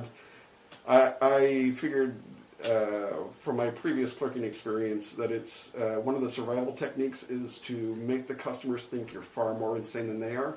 Yeah. And I used to, they had a crowbar there that they used to use to open big boxes and stuff, but I kept it behind the counter and I wrote on it, "Be cool." And I called it the cool stick. And whenever anybody would start anything, just slam it against this counter. That it was one of those counters that could come up so people can get through. So get a nice double slam. The goal is to get as much height off it, and you slam it. Be cool. And then everybody got real cool real quick. Yeah, I remember that Schindler that'd get knocked off every once in a while. I do remember that. Well, people would also come in and try to sell pawn stuff, you know. And the first thing that goes when you start becoming addicted to crack is your ability to negotiate. Because people would come in and like, hey man, I want to buy a little TV. They have like a little portable TV. Like, I'm not going to buy a hot TV off you. It's like, come on, $65. I'm not buying a hot TV off you for your crack habit. Okay, 3. $3. And it was Okay. All right, 3. So we were talking about forming our own magazine at the time because that was back when magazines were a viable medium, and it was like one of our big sellers was High Times because it was it was a market that appealed to a illegal crowd. Mm-hmm. Can we make crack times? You know, it was like we'd have the latest in crack fashion, which is just people wearing like 18 scarves. The price of the magazine would be $42. Okay, 2. God, those are Crack turn-ons and turn-offs. There's so many now. There's drugs like that too with meth and everything. But boy, I just don't remember drugs that would take you out like that. Cocaine when that first came in, that hit people pretty hard. But boy, we didn't have those designer. It just didn't seem like heroin. But I didn't know that many people on heroin. Thank goodness. Yeah, it wasn't really in my crowd. And heroin's never had an appealing. What does it make you do? Oh, it makes you feel good and sleepy. He's like, nah. Yeah, but there wasn't like that stuff that's out there even now. That was the crack was kind of the first thing that came down the pike. That was one of those drugs that really, boy, it just hit like a brick. The whole population. Well, in London, I remember throwing a guy out of a phone booth because he was smoking crack, and I'm like, oh man, because I just smell burnt plastic. Yeah, bus stops, you'd stand there and you go, and all of a sudden you feel like your life was in danger. And then it's like, you could be standing at a bus stop just kind of normal, and all of a sudden you'd smell that and you go, okay, now I've got to start looking for the exits. It's like, because things could go sour really fast. Ran into George Clinton in the middle of a crack fest and helped him get back to his venue, and I found him walking down Nicollet Mall. Oh boy! He's like, don't you have a show tonight? Yeah, and I have no idea where I am. Oh no! So that's how I ended up becoming a member of Parliament Funkadelic for a night. Nice. Oh, well earned. Yeah. I on the 23rd of October, I started our 60th cult of the month, which was OnThe.One, which is a funk-based cult. Are you familiar with OnThe.One? No. James Brown taught it to Bootsy, and it's what kind of made James Brown music, because most music was on the 4, da da da dun, da da da dun. Okay. James Brown wanted on that one. He wanted bam dun dun dun, bam dun dun dun, bam dun dun dun. OnThe.One. Because when Bootsy started playing with him, he was a young guy, because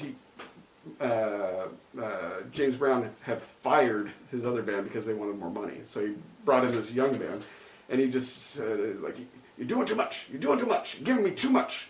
I just need the one. And he's like, what? I just need the one. And he kind of explained to him in his own way the one. And that became a staple of funk that Bootsy then brought into Parliament Funkadelic and explained to George Clinton. And that became kind of the basis of the theology, is the one is the unity of us all. Mm-hmm. And by defining where it is placed, it gives action at the beginning instead of termination at the end. So I started the cult on the One, and I also bought a website on OnThe.One, which right now is just going to a Discord server, so I can just use it to host different things. Yeah. Oh, that's really cool though, because you can hear it once you say it. Yeah. And you hear it in a lot of music. It's really, boy, that's influential in a lot. That's really come down the pipe. Yeah, I'm in a deep love of funk. And I kind of consider it kind of more in the cosmology of it, kind of a base state of being, kind of like liquid solid plasma funk. Yeah. George Clinton's origin story starts with his mama thinking that she just had a poop real bad, and he was literally born in an outhouse.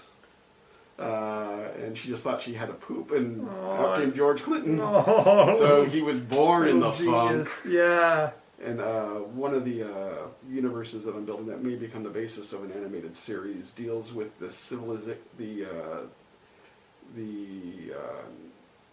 Proto and Atlantean civilization, which I think there's a place in Eastern Africa called the Eye of the Sahara, which is also kind of it's this colored mass out of the ground. It's just this really weird thing that's visible from space, but the lay of it matches the description of Atlantis in Plato's writings. Oh wow! And location, and just so in my story there was a city there that left, kind of a mothership connection, funk origins of the before Egyptian times. Wow. So, tying together all the ancient civilizations in South America, the stones we still can't explain.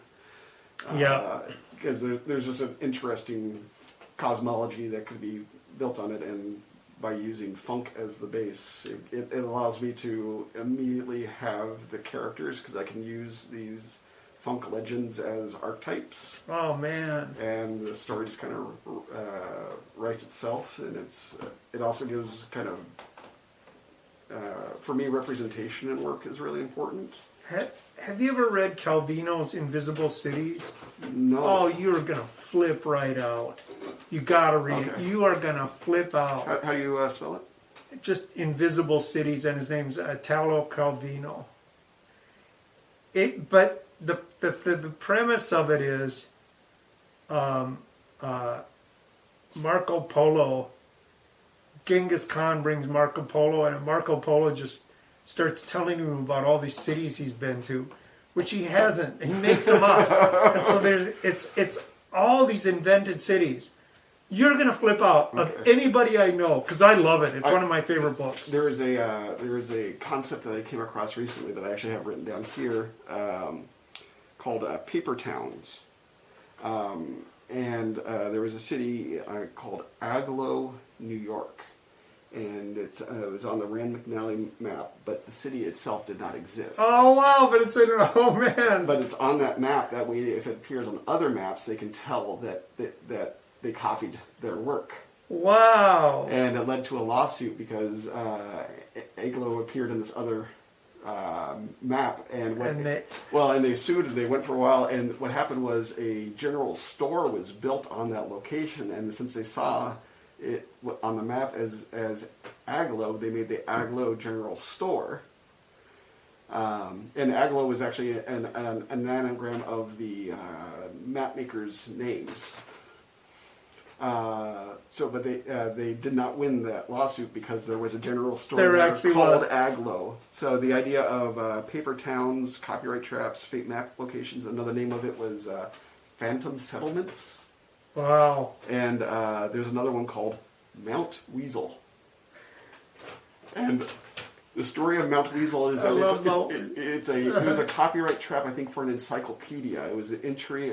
It was a fake entry about this 60s fashion iconoclast model who turned to photography and fountain making. Here's another one. Green M&Ms.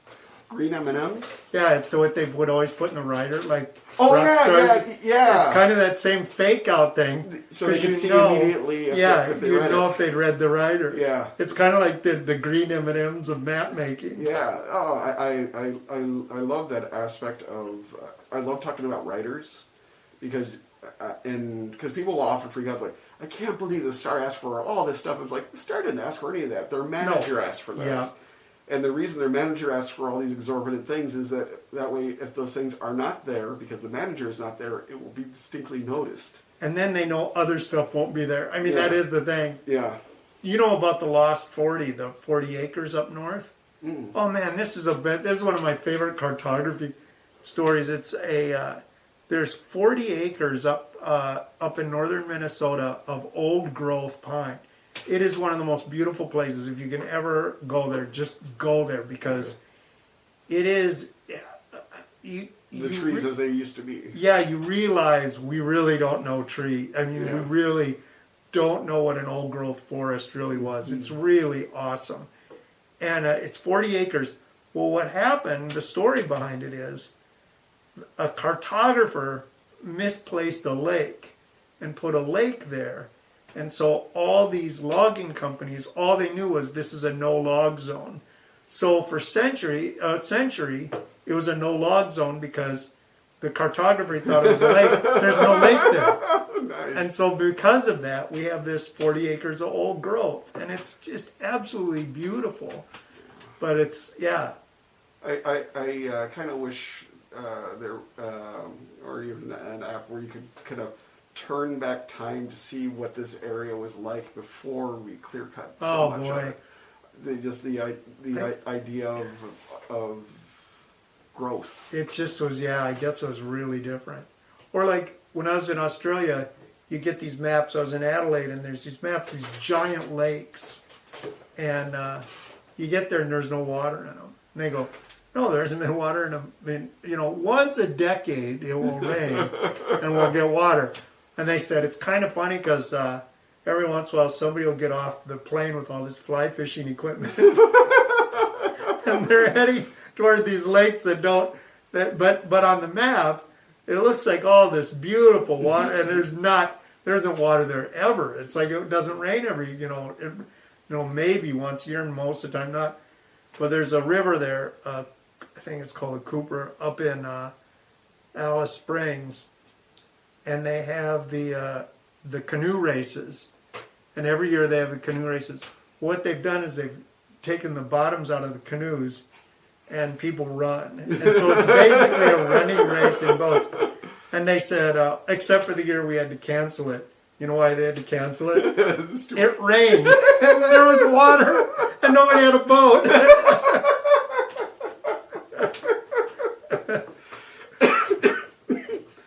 Oh, I love when communities just take things and run with it. It's what we got. Yeah. It's like, all right, we're gonna make it our own. We always wanted a boat race. I remember we were in Madison, Minnesota, where it was the lutefisk capital of the world. I remember that. And that's when I discovered the joy of vodka and Sundrop. Oh, God. Well, remember, Madison was where, when we did our show, they had the big lit-up sign that said, tonight, Kevin Kline. And the place was packed. And then I walked out there. Everyone went, what? And I go, look, whatever sells tickets. We had the funnest night. Remember, it was in the upstairs of a theater. Yeah. And it was the funnest night, but false advertising got us a full house. Yeah. And it was the funnest show. Nobody cared. I thought, oh God, my friend was telling me about Karen. She was telling me she was in a little town, and at the town civic center, it had Yo-Yo Ma. She goes, oh my God, I'm going tonight. So she got a ticket, and she shows up, and it's all these kids, just children, all these children. She goes, oh, it's a kids concert. So they go in.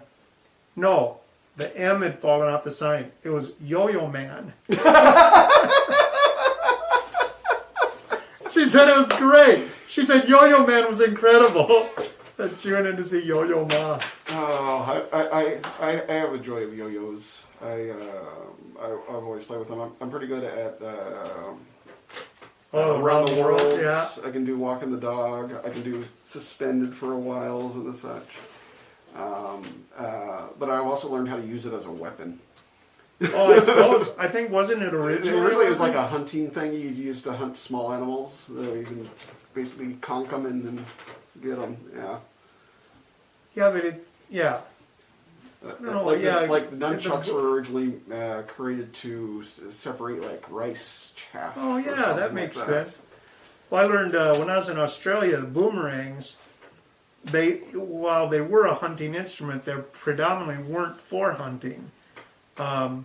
They were you could throw the boomerang around the other side of the gate of the ducks and the geese, and it would scare them over you. So you could knock them out of the sky because they were coming over you instead of away from you. Yeah. So it was a way to go around them and scare them up towards you. That's what they told me anyway. They usually told me things and then laughed really hard. Yeah. Which tells you that there is a kernel of truth in it. Yeah, exactly. Yeah, but probably not a whole there's a bush of truth. We're blessed to carry the skill of hilaritas, being able to see the joy and absurdity in things and not take it personally, but just be happy that you're there to witness it. Oh, completely. I'm a club member of that. Mm-hmm. Yeah, I think that's because even when something is true, if it's hilarious, it should get to live on that. Exactly, and that's how a lot of comedy, and that's how a lot of people are coping with things like Yeah, the irony of it. Or the opportunity to name things. In the last, they let the internet start to name things, which has been a dangerous thing. That's how you end up with a boat named Bodie McBoatface. Oh, I love that one. Yeah. Then they wouldn't let him have it. They voted it in. Yeah. My recent joy is discovering in Scotland they have names for all the snowplows. Oh, nice. And they're all wonderful dad puns. And it was a brief kind of surge of information, and that caused a number of other communities in America and around the world to start naming their snow removal gear, which you can also track by satellite, so people can see where they are. Oh, smart. Yeah. It lets people kind of know better. We live here, so moving our cars is part of the initiation. everybody had to go down to the Hennepin lot at least once to retrieve a car. Oh boy, I went down there a few times. There's a couple of times when I knew I was paying more than the car was worth. I'd be going, God, this is what I should just put a bow on it. Like you have a gift now. Yeah. Now can I donate it to NPR? Dear NPR, I'm donating my car. Here's where it's at. Yeah, that would have been a good idea. Oh, I'm gonna be probably donating my motorcycle. Yeah. Yeah, it's at 22,995 miles, and my lucky number is 23, and I don't want to push it beyond that. It's like I am cashing out of my motorcycle days because That's probably a good idea. I felt guilty whenever I was riding because I have a child. Yeah. And no matter how good of a rider I am. No, it's not. And things really changed. Like I was there during the time when cell phones came in, and things really changed a lot when that happened. On 3 occasions, I have reached into vehicles, taken the phone out of their hand, and thrown it. Oh boy. 2 of the times I was in my full motorcycle gear, and I have shield patches on my shoulder, which look like government. Yeah. So, and the 2 times that I did it in the U.S., the first time I did it was as a pedestrian in the U.K. when somebody almost killed me. And the 2 other times was I was on a motorcycle and somebody on their cell phone just completely oblivious. And they were so oblivious that I was able to approach them on a motorcycle, and they didn't reach in, grab their phone, and throw it. And I was like, you almost killed me. And, that happened. Yeah, that happened a lot. You had to put that shock of embarrassment into a person. And I hope that person, improved it because, it's just a matter of time before they... No, it's true, yeah. Yeah. And I don't want, again, I want to be a storyteller and not a life lesson. No, stay out of the statistics. Yeah. The flashbacks of everything my mom's saying, and again, my accident right before meeting my dad. No, there's different parts of the paper you want to be in. Yeah. I've been in many parts of the paper, and there's one I'm desperately trying to stay out of. There's a Oh. Well, I might have to wrap her up this time. I really appreciate you, and thank you for joining us for this 2-hour conversation. Oh, was that a long one? Oh boy. Yeah. I love talking with you, and my life is so much better with you in it. Likewise, my friend. All right.